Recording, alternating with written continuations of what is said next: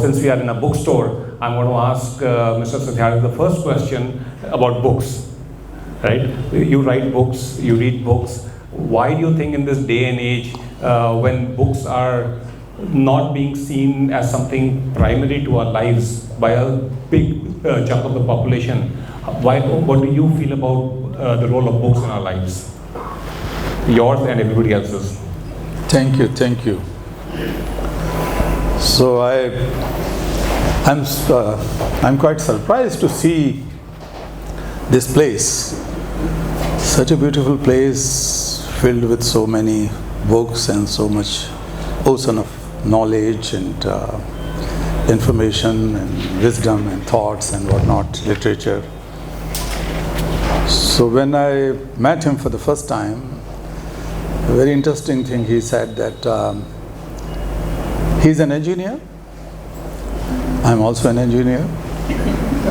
He changed his job and his career because of his passion and hobby. I also did similar things. He introduced saying that he began not his first career but the second or third as a journalist. I did the same thing. I come from Vidisha. I was born and grew up there, but he has visited Vidisha. So a lot of similarities. But then I cautioned him. He said that he loves to change his passion, his career, his work almost every year or in 2 years. And then I was holding his hand like this. Now I hold his hand and say that, please don't change. This is the best thing you have arrived at. And for the sake of all such people and thousands of other people who love literature, who love you, so don't leave this place and don't do any other thing. No, I want to thank you so much for your words and for your blessings and for your encouragement. In fact, the first 3 careers of mine lasted 5 years each. So I used to joke, I'm like Jawaharlal Nehru's 5-year plans. So don't fall into that trap, otherwise you will get into the politics and then wait for the 5-year elections. Yeah, so I've left the politics to my wife, who's not here. And but the beauty of doing what I'm doing is, in a world of books, you're basically doing everything. So whatever you want to do, you can do with books. Absolutely. So I'm not a legitimate or authorized author in that way. However, I think my 10 or 15 books, I don't count, but between 10 and 15, maybe 14 or 15 books have been published so far. But don't be confused that I am not a literature laureate. I'm not a Nobel laureate in literature. I'm in peace. So, but I tell you that writing was always my passion and my hobby. And I used to write during my engineering days, even before. So my articles were published in national and regional dailies and weeklies those days, mainly in Hindi, but sometimes in English also, because I was born and grew up in Vidisha, this is a small but very beautiful ancient town, in a very modest family. And those days there was no English school in English medium school in my town when I was born and grew up, until I got admission in engineering. So then during that time I had to learn some English, and then I started writing in English as well, mainly in Hindi newspapers. Then I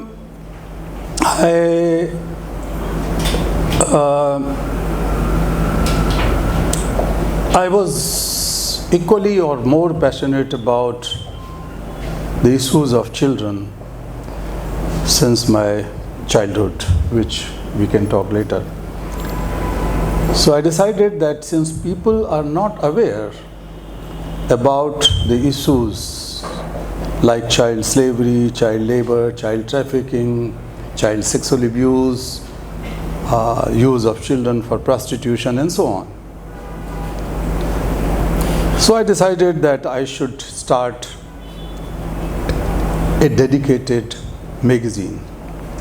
So we started a fortnightly called Sangharsh Jari Rahega, struggle shall continue. So that I started publishing from Delhi. And that was the beginning of the movement. So if you allow, let me share the first story. Absolutely. Actually, two stories. As I said, that my passion was the issues of the most marginalized, neglected, abused children. The very first day of my schooling was a shocking, painful, but enlightening experience. I was five and a half year old, and when I was entering in my local school, I found a boy my age sitting outside the school gate and polishing shoes. He was a cobbler boy. So I was a bit disappointed. I stunned, and I stopped there for a few moments, and I looked at his eyes. He looked at me and other children, perhaps with an expectation that we are going to give him some job for shoe shining or shoe repairing. But that was the first day, so we are all wearing new shoes. So when I went in my classroom, I could not forget his eyes, empty eyes, and they remained empty because none of us was giving him any job. So I asked to my teacher, Mat Sahab, एक बच्चा बाहर बैठा है, a child is sitting outside, and why he is not with the rest of us in the classroom? He was a little bit surprised, of course. He was not expecting this thing from me, the first day boy. So he said, calm down, this is not uncommon, poor children have to work and help the families. So concentrate your mind in being familiar with the school and knowing other children and the school as well. I said, okay, sir. So when I was coming back, I saw the boy under the open sky. That time he was sitting with his father. And every morning and afternoon, under the scorching heat, both of them were sitting. Sometimes the boy alone, sometimes the father alone, and sometimes both. So I asked the same question to my mother and my elder brothers. They had similar answers, just to satisfy me, but I was not satisfied. So every day I was looking at him, and one day I gathered all my courage and stopped while I was coming back from school and asked to this boy and his father. Naturally, boy was very shy. So his father stood up with folded hands, and then he said, बाबूजी, मुझसे तो किसी ने ये कभी पूछा नहीं, हमारे तो बाप दादा सब बचपन से यही काम कर रहे थे, मैं भी, अब मेरा बेटा भी. Then he took a pause and he said something which I could never forget. With utter helplessness, miserability, folded hands, the man said, बाबूजी, स्कूल जाने के लिए तो आप लोग हैं, हम तो यही काम करने के लिए पैदा होते हैं. Sir, you guys are born to go to school, but we are born to work. And it was a shock for me because I didn't know much about the complexity of the caste system and the hierarchy and all kind of discrimination. I knew something because I was born in a family which was the highest caste family, so I was observing those things, but not in that form.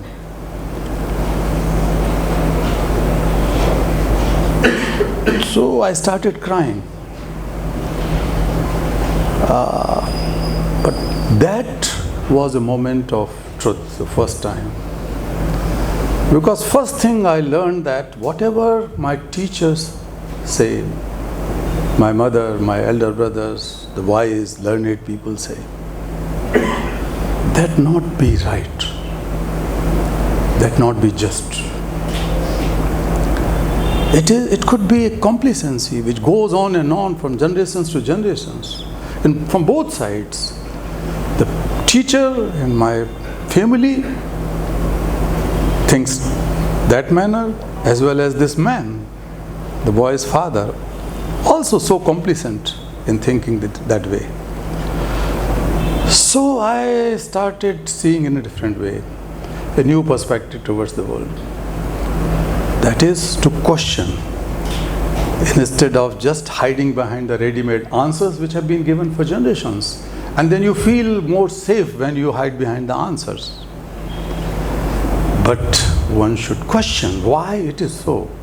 Why I am going to school and why not this boy? These questions haunted me all the time.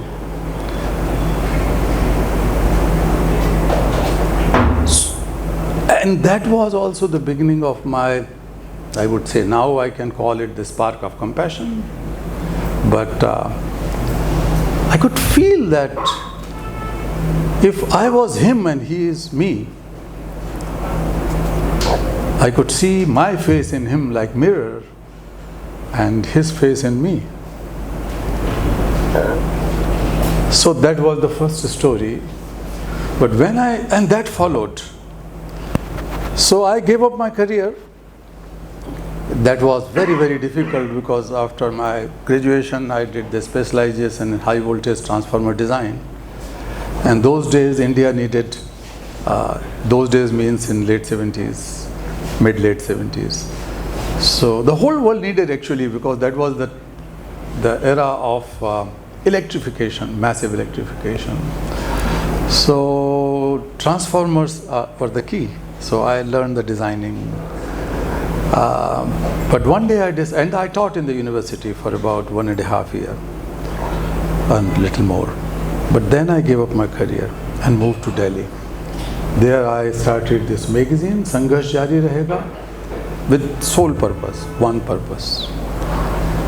That let me write only on the issues of most neglected children and women, the communities and individuals both, because they were not having any space in the mainstream media.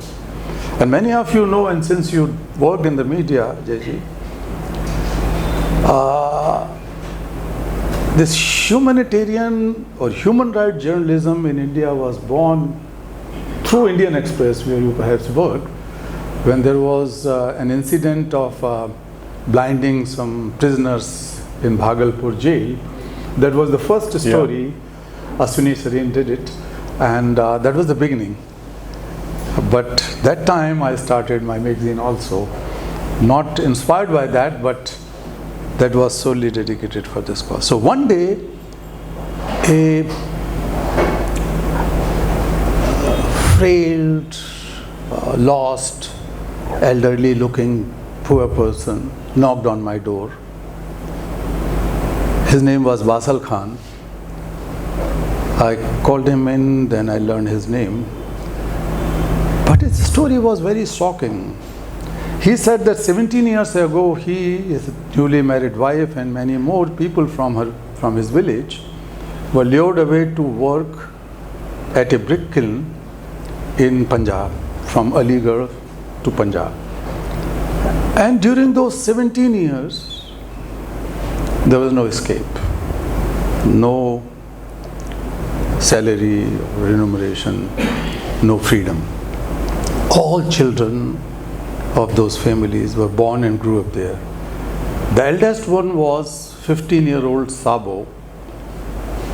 So this man ran all the way because he and his wife learned that some brothel agents from Delhi, from the red light area, they wanted to buy that 15-year-old girl for prostitution. Unfortunately for those people, but fortunately for this girl and the family and for people like us, this deal was not materialized because the slave master was asking more money, claiming that this girl is virgin and all kind of things. So Vasal jumped into a brick-loaded truck in the middle of the night without knowing where the truck was leading to. And he reached in Chandigarh. From there he was wandering here and there. And coincidentally he come across a person who was the subscriber of my magazine. And that man has said that we don't know what to do, but this guy, Kailash Satyarthi, will write your story because this magazine is dedicated for the stories like yours. Perhaps the government or other agencies can help. So he came with this expectation that I'm going to write. But when I started writing, at one stage I forgot to continue. And I had something very, disturbing but challenging within me. Why I'm writing this? If she was my daughter or my sister, what would I do? And that time I was 26 years old approximately. So I told him that, look, I will go with you. I'm not going to wait because your daughter could be sold any time. So he was holding my feet and crying, बाबूजी मेरी बेटी को बचा लो, साबो को बचा लो. मैंने उसको कहा कि भाई साबो is like my sister, younger sister. I'm not going to leave it like that. I'm not writing. I promise you that we will go and rescue. So I collected some friends, and then since I moved from Bhopal to Delhi, my wife Sumedha, who is sitting here, we were living in a small place near this Thompson Road. Now these old government quarters were demolished, and the New Delhi station was expanded in the back. Anyway, so we were living in a storeroom like that, 8 foot by 10 foot. That was our world. So I asked Sumedha ji that this is the situation. So she was very happy to help, and she took out her wedding ornament because we have to mobilize some resource, some logistic. Because he said that there are about 30-40 people, not just my family and my daughter. So we have to hire a truck and a car, and then the car driver left us because he was listening all the conversations, so he did not go to the place. So we were riding in the truck. And when we reached there, Vasal Khan was caught, we were beaten up, we had to leave the place, torn clothes, without shoes or chappals or anything, for 5 of us. And we have purchased. But then I was more determined. I thought that there is nothing impossible. All the solutions of any problems are born in the womb of the problem itself. If the problem is there, then we can get the solution. So with the help of some friends here in Delhi, there was a lawyer friend, we approached the High Court under habeas corpus petition, and within less than 2 weeks, 36 children, men and women, including my beautiful sister Sabo, they were freed. And that was the first. It is the first documented or recorded incident anywhere in the world in the modern history where through civilian efforts some slave children have been rescued. And that's why this story is taught in some places, because how it began. That was the beginning of the movement in India, and then in Pakistan, Nepal, Bangladesh, South Asia, then global movement. So thanks to Wasal Khan, who somehow had some kind of confidence or trust in me and my colleagues, and that went on and on. So that was, then we started other things and so on. So my writing, I did not find writing time. But again, it was my passion. So after or during Nobel Prize, before that actually, some people said that you should write some of those stories, they are important. So I started writing my autobiography, some book and other things.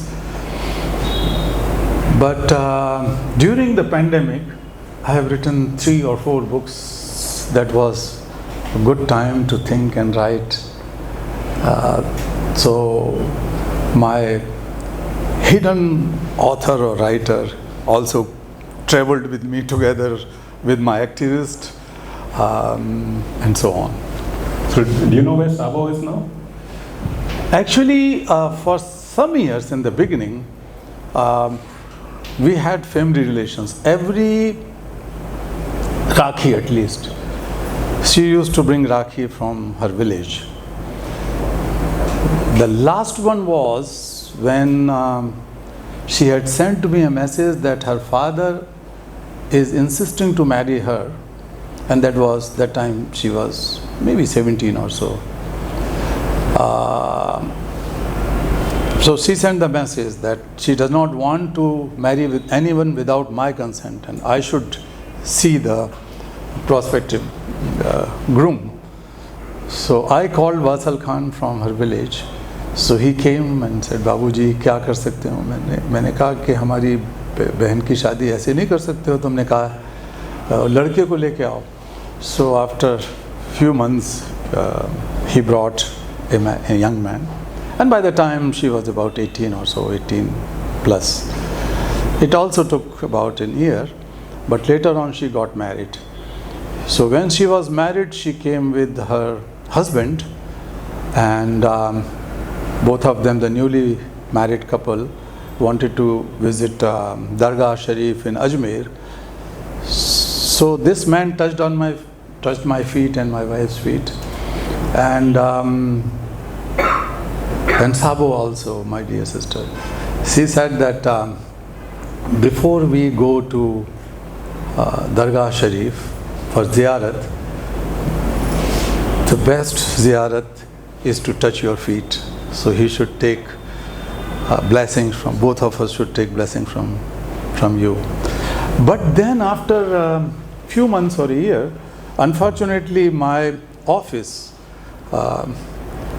was ransacked, it was looted, and everything was destroyed, including the address book, because those days we didn't have these kind of phone books or computers. That was in, I think, 1983 or 4. So we lost all the addresses and everything. And then we had to leave that place. I'm sure that Sabo or her husband or Wasal Khan might have visited that place. They would definitely do it. But we lost the contacts. Like, for all the effort that you've been putting in for decades, there are other activists around the world who've been putting so much of an effort. But when we step out onto the streets, we still see so many children, so many women who are still suffering, right? And so how do we bring about change at a systemic level, at a macro level? Because you narrate the story of the hummingbird, right, who goes and tries to douse the forest fire, right?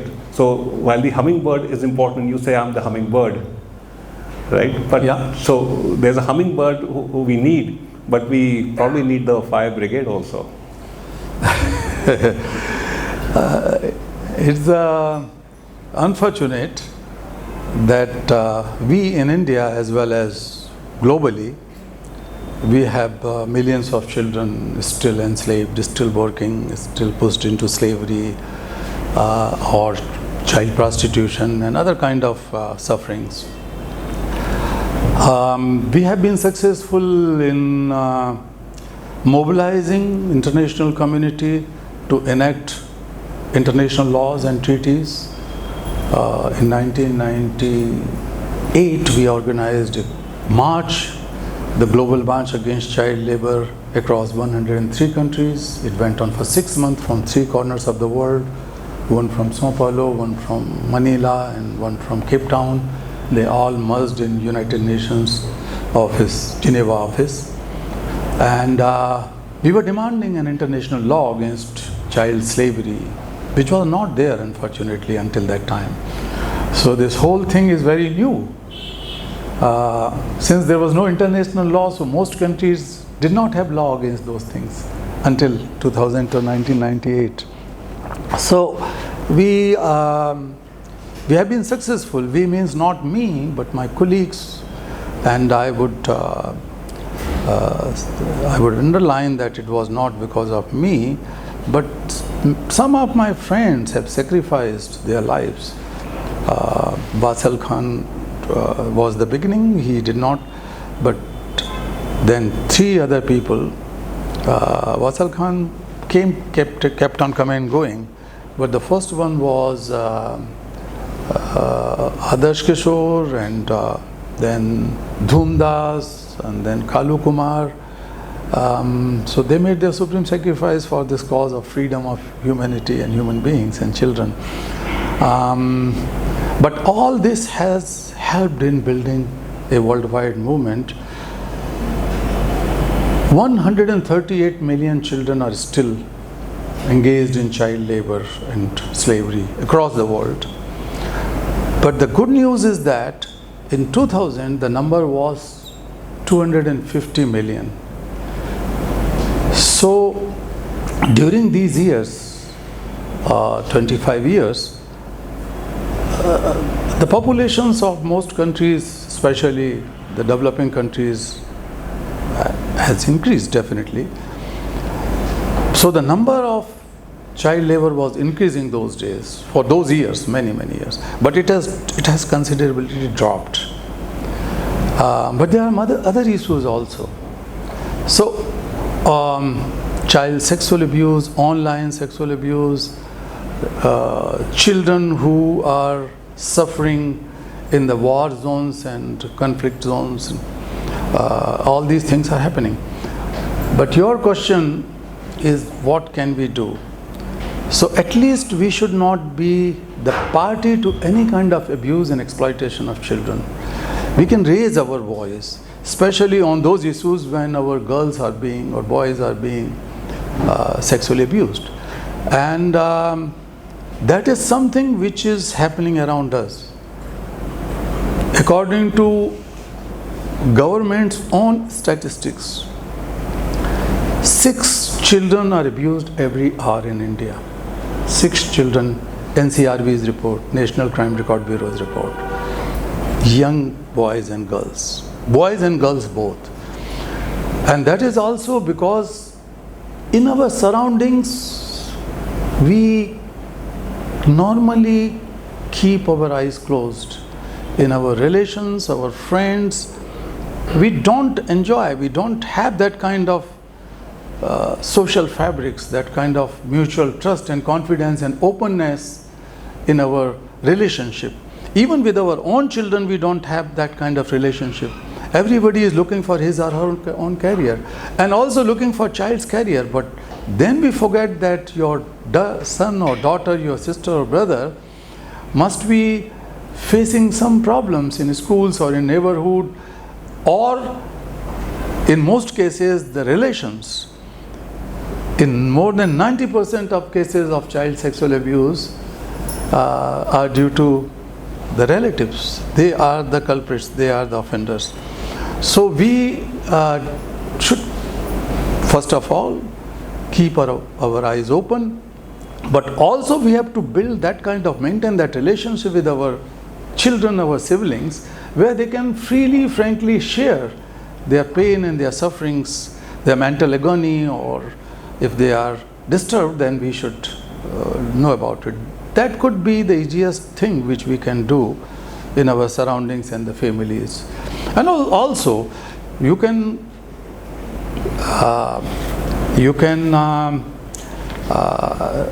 make a kind of strong resolve that you are not going to touch a glass of water in those restaurants or those places or those families where the domestic help is a child, or a child is working in those dhabas and restaurants anywhere. That could also be your contribution. But that time you can say frankly, politely, that sorry, my dear sister-in-law, I am not going to have glass of water or food at your place because you are using a domestic help as a child. So these kind of things we can do. As an activist, I would always love that people should do something, thinking, talking, having conversations in your drawing rooms, your kitchens is not enough. We have to act. So that brings me to the subject of your book, The Power of Compassion.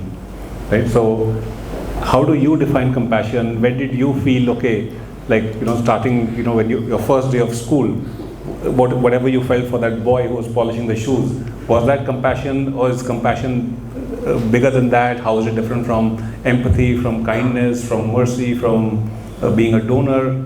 Right? Yeah. So, and what is why do you say it's the power of compassion? Where is the power coming from? What can this power do? Look, all of us are born with two natural gifts, or you can call it divine blessings.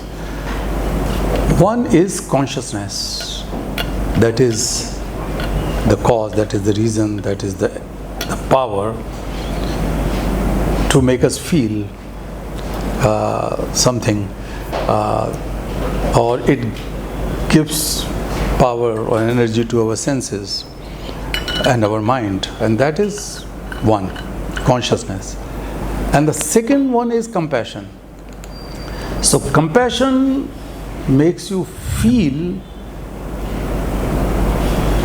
the problems or sufferings of your own people or other people as your own, and somehow motivates you to take some action. But the second part, the compassion part, is lost. The biggest problem is that we put kindness, mercy, pity, benevolence, forgiveness, all the soft emotions, and compassion in one basket. So we think compassion is a soft emotion, it's a weak emotion. How we can change the world with the compassion? Being compassionate is good, like being kind is good. It's good that you are kind to others. But compassion is different, because it is power which is innate. Kindness is not innate. We have to learn kindness, we have to learn benevolence, we have to learn forgiveness, but compassion is innate. So when I wrote this book, even before that, the biggest challenge for me was that I was not only believing, but I was practicing something which is very powerful. Because I was attacked several times. I have my broken leg, my broken shoulder, my broken back, my broken head. And as I said, I lost 3 of my colleagues. So what was their drive and what was my drive? So it was not kindness, it was not mercy, it was not love only, or service to the humanity, or charity. I never believe in charity. Because all these things, charity or kindness, they keep your hand upper than the recipients, the receiver. So you are the givers and they are the receivers. आप उनको देंगे, किसी को दान देंगे, खुश हो जाएंगे, that satisfied your ego. or make you feel happy. But for your happiness, you are doing something not for betterment of humanity, for yourself. That is very selfish approach. So I was not doing all this. So what was that? Then I realized that I was driven by a force, and that force was born from feeling the suffering of others as my own suffering. That drives me to take mindful action. Mindful action. It is not just कि आप पागल की तरह भागे and out of passion you are doing anything. You have to be mindful enough so that you can restrain with falling into the trap of emotions and so on. So compassion is a force, not an emotion. That is one. It is born from feeling the suffering of others, but this is the force which is born. So compassion is a disruptive, dynamic and transformative force. There is nothing else. There is no substitute to it. There is no substitute. And that is something which we have ignored. And we have mixed compassion with kindness and mercy and forgiveness, etc. Soft emotions. And that, or empathy or sympathy. You just use the sympathy and empathy.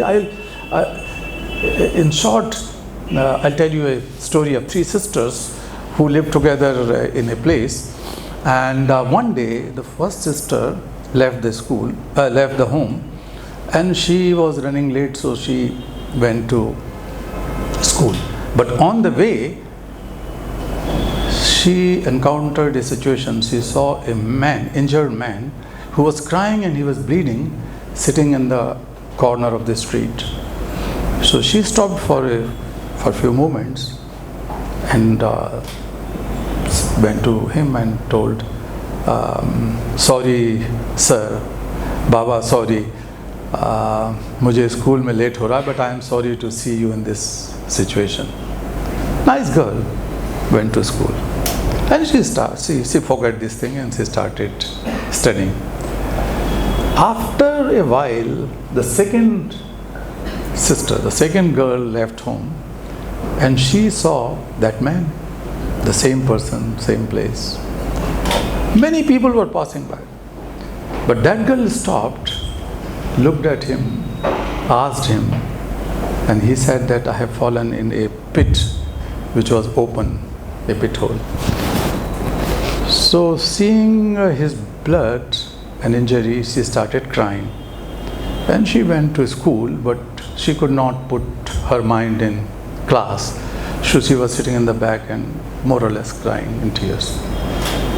Then after an hour or so, in the recess time, both sisters saw that their third sister was missing. So two of them both rushed back home, and they saw at that place where the man was injured, there was a crowd of 10-15 people doing something. And from the distance they could figure out that their sister was also among them. So they went close and hugged her. But that man was smiling, sitting in another corner, and he was treated by that time and having some bandage on his leg.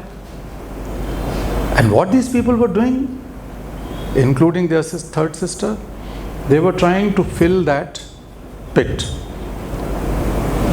They were collecting some mud and some dust and other things, and they were putting into it, knowing the reason that he has fallen into that pit and others could also fall. So then the people told the story that this girl, little girl, was passing through and she had some money for her fees or for something, pocket money. So when she saw that man, she helped her and took her to a nearby clinic and did all this treatment. And then this man came and sat there, but the girl knew that the cause of her injury was that pit, open pit. So she started filling it. Others also saw and they helped. They started helping. So do you know who was the first sister? Yes, please. Sympathy. The first sister was sympathy. The second sister's name was empathy. And the third was compassion. Wow. So all of you have these three sisters inside you. Being good person. That's why you are sitting here under this roof. It is his attraction, but attraction of the book and this beautiful place. But something is there inside you. But normally what you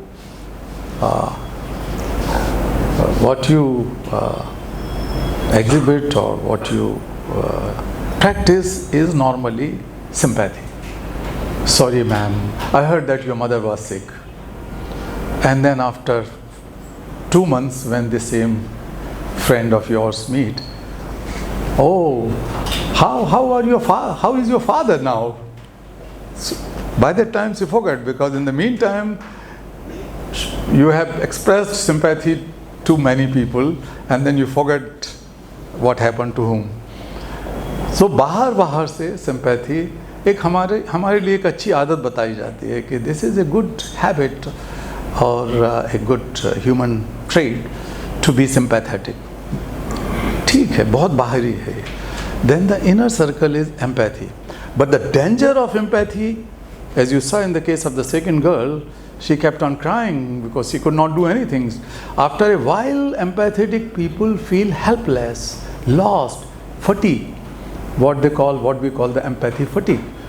तो उसमें अगर if doctors become empathetic, तो वो रोते रोते छोड़ देंगे. And there are a lot of studies now that how empathy fatigue in your brain change your brain wiring, and a cutting of your brain wires, means your neurons,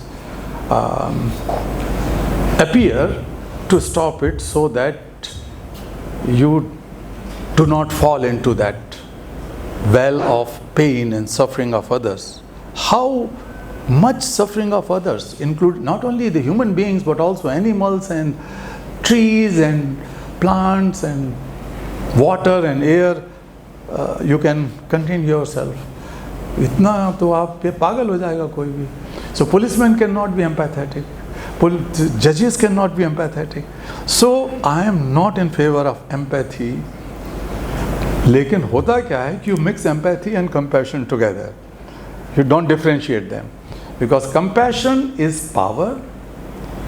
Compassion is responsibility. Compassion is action. So if you are not acting, that means your compassion is dormant.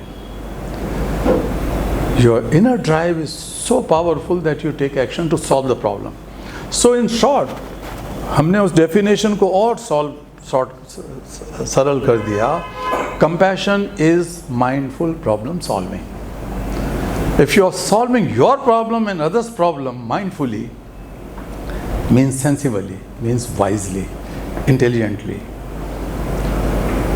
strategically, innovatively, then you are compassionate. आपको किसी धर्म मरम से मतलब नहीं. All the religions, by the way, all the religions in the world were born out of spark of compassion. When some great leader whom we now worship as God or incarnation of God, I don't believe in that. I always feel strongly that these people were great human beings. And as human beings, they also they possessed enormous good qualities. But after all, they were human beings, so they also had some weaknesses. Whosoever you name, there were some weaknesses also. They were not preachers.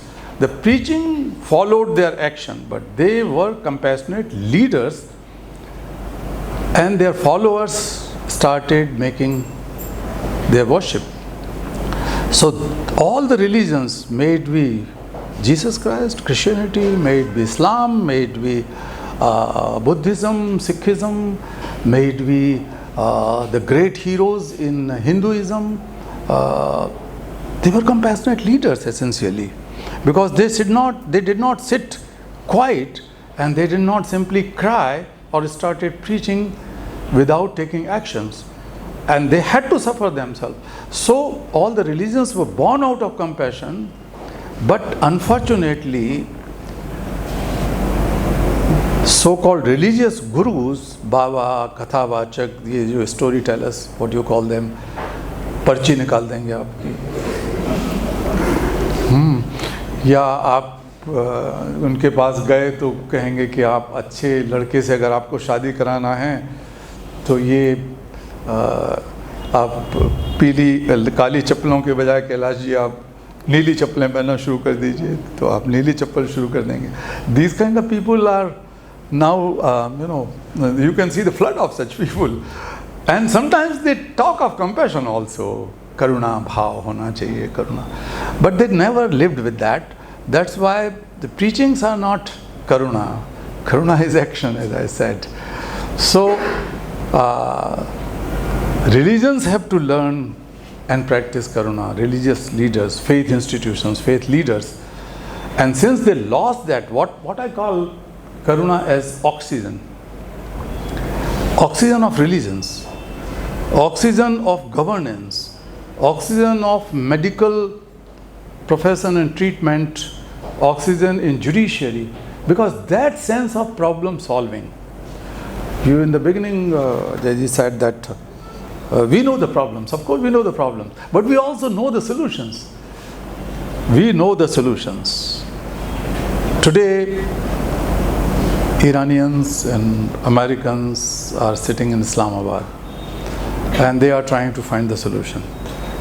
The solutions have been proposed by both parties. The 10 points by Iran. I'm not going to detail in it, but everybody knows that these could be the solutions. Agreement and disagreement is different thing. But we know the solutions of how to solve poverty. We know the solutions. We know the solutions how to stop wars. We know how to deal with the climate crisis, or what I call the climate injustice, because that has become the injustice now. It is not simply crisis. So these things are solvable.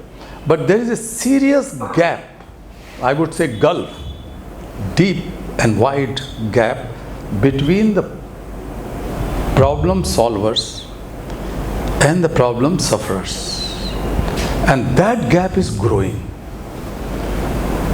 That gap is growing and the distance is growing.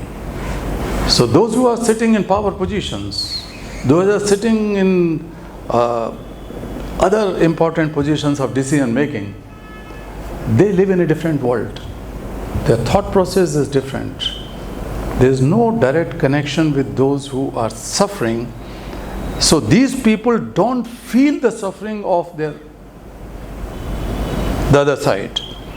How many politicians really feel the suffering of their voters or their citizens? How many police personnels, how many people in the governance feel, how many teachers feel the problem of students as their own problem and try to find the solution of that prime problem?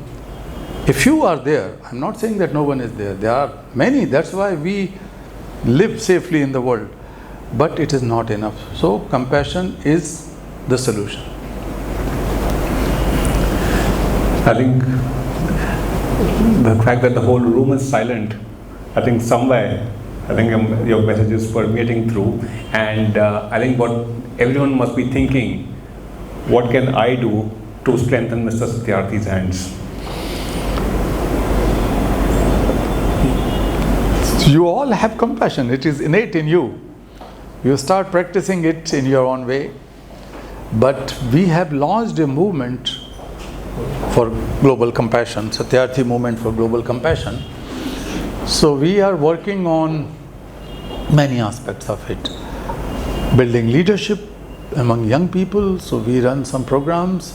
In this summer, there would be month-long Satyarthi Summer School we started last year, and when we launched it and made an announcement, within 10 days or less than 10 days, you won't believe, I could not believe myself that within 10 days 2,300 youth students from 2,300 from 253 universities and 27 countries.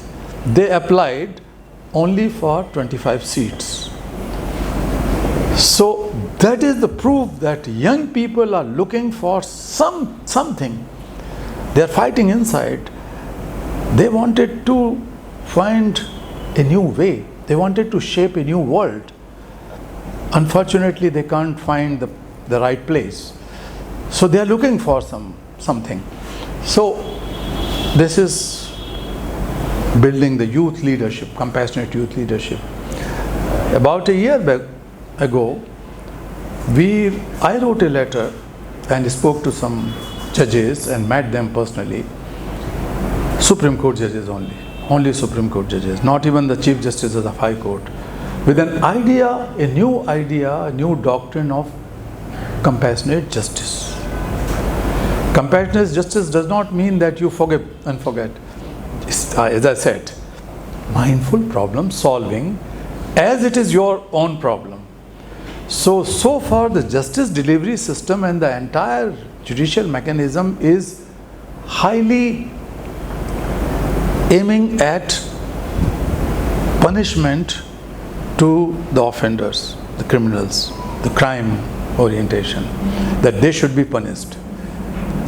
And we also feel that if someone has been, raped or abused or killed, then we demand justice for that person who has already been assassinated. There is no more among us, but we say that justice should be given. But how will she get, or he will get justice who is no more amongst us? And no one on the earth, no system on the earth can heal the wounds in the heart and soul of that young girl who has been sexually abused or raped at early age for whole life. Even though this person, the rapist, is punished and in jail, but that is not justice for that girl. So that is the general perception about justice, common perception. But justice should be victim-centric justice, not the offender-centric to punish. And how much punishment has been given, 2 years, 3 years, 5 years, that should be there, that will be there. I am not against it. But all judges have to keep in mind the best interest of the victim, the sufferer, the survivor. That is important. And there should be fast, free and fair justice. And that is compassionate justice. If it is fast, free and fair justice to the last person of society, this is compassionate justice. So when we invited the people, I was amazed to see that 15 judges of the Supreme Court of India came in a round table to discuss on this issue. So we are working on it. You can be the part of this movement and see that sometimes we demand on certain things for the betterment of society, but in your surroundings, make new friends, the easiest thing. In your surroundings, you should feel while sitting here that you reach to this position, whatever position you are in, not because of only you. There is this long chain. Like I am sitting here, I am very, very thankful and grateful to my brother. But I am equally grateful to you. I am not here because of me. I am here because of you. Because of you. So I have to be grateful to you. And I have to be grateful to all those people who are working in Kunzum. I have to be grateful to this building, who has built that building, electrician,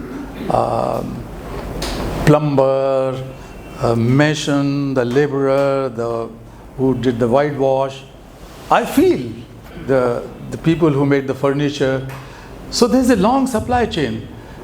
I should feel grateful to those people who have cooked food for me this morning, and tea and the coffee, somebody brought the coffee, but I'm equally grateful to those people who have built that cup, but also who has grown coffee somewhere in the South India or somewhere in the world.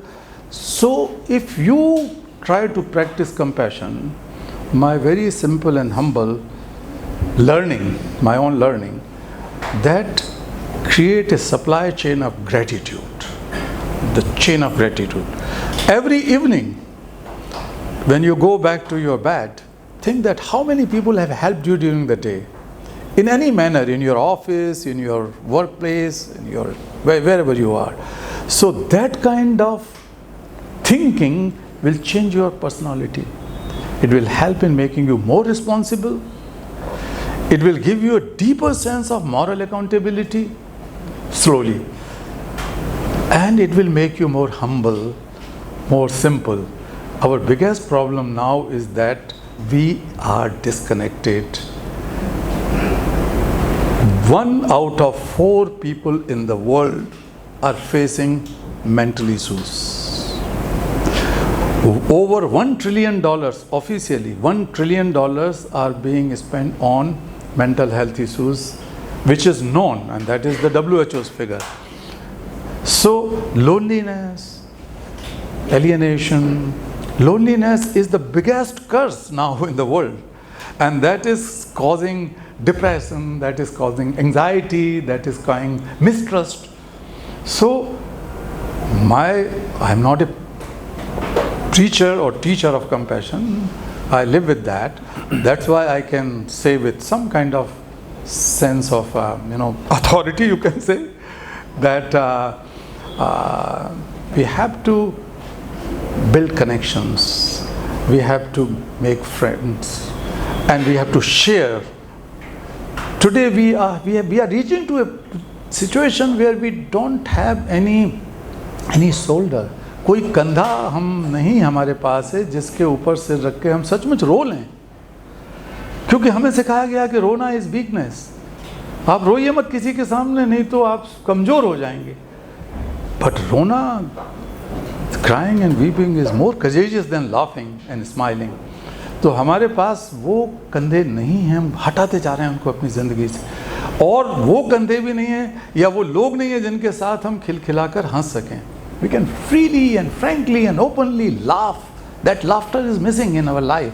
And that laughter or smiling is more a kind of either casual or artificial, or is a kind of courtesy. We have to smile. भीतर से smile आ सकती है if you are compassionate, and you can practice compassionate like that. So whenever somebody asks me that why did you set up a bookstore in today's day and age, the सारी books Amazon पे available हैं at cheaper and faster, like all of us being present in this room is something that Amazon cannot create for us, and all of us being here, I'm sure all of us will go back with at least one new friend, and that's like 1 degree of loneliness lesser in our lives.